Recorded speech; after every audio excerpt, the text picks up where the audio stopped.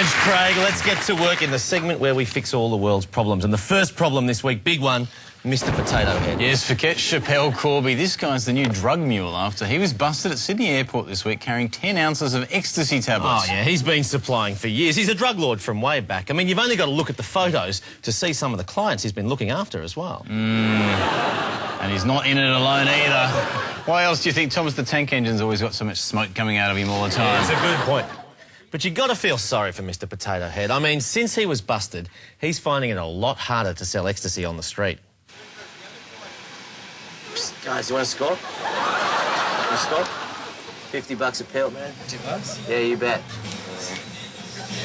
Can I have a look? Can I have a look? You've already had some, have you? No. There we go. Now, there's the hug. How about an E? You want an E? A what? Oh, Hey. fuck's sake. Come on, man. I'll give you more when you've had some of these. It's fucking bank robbery, man. What's going on?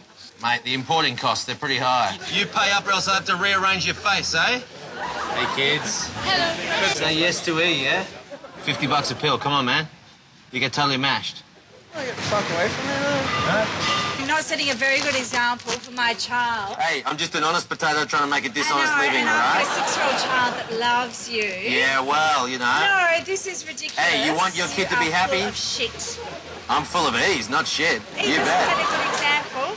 Oh, no. Do you realise the street value of that? You are a disgrace. Tell you what, you definitely need an E. OK, our next problem this week, Kerry Packer. He is just as much trouble dead as he ever was alive. And now we hear that the Packer family compound in Sydney is getting around the water restrictions by watering their garden whenever they like, using water that they've bought from a third-party supplier. Yes, it's a legal loophole that they've found, so technically they're allowed to do it. But we're not that impressed by their choice of third-party supplier.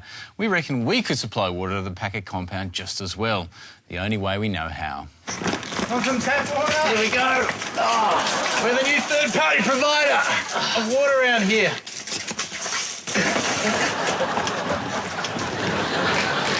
Fairly juvenile, that's fair to say, but deeply satisfying all the same.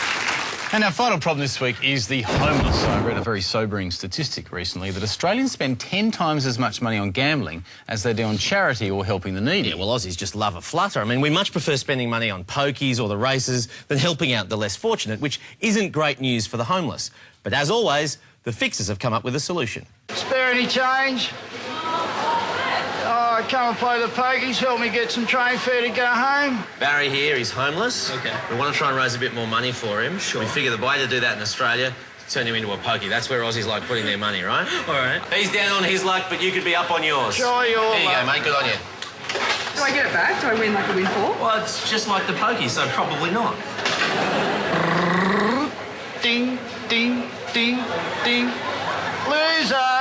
Now, you're not a problem gambler, eh? No, he is. Yeah, that's how he's ended up this way. Winner, winner! Yeah, take your money. There you go. You've actually made a profit out of a homeless did. person. How do you I feel mean- about that? Bad, I guess. Winner, winner! There you go. Look, you've won. Well done. You're going to take $20 away from a homeless person? Yes, absolutely. All right, OK.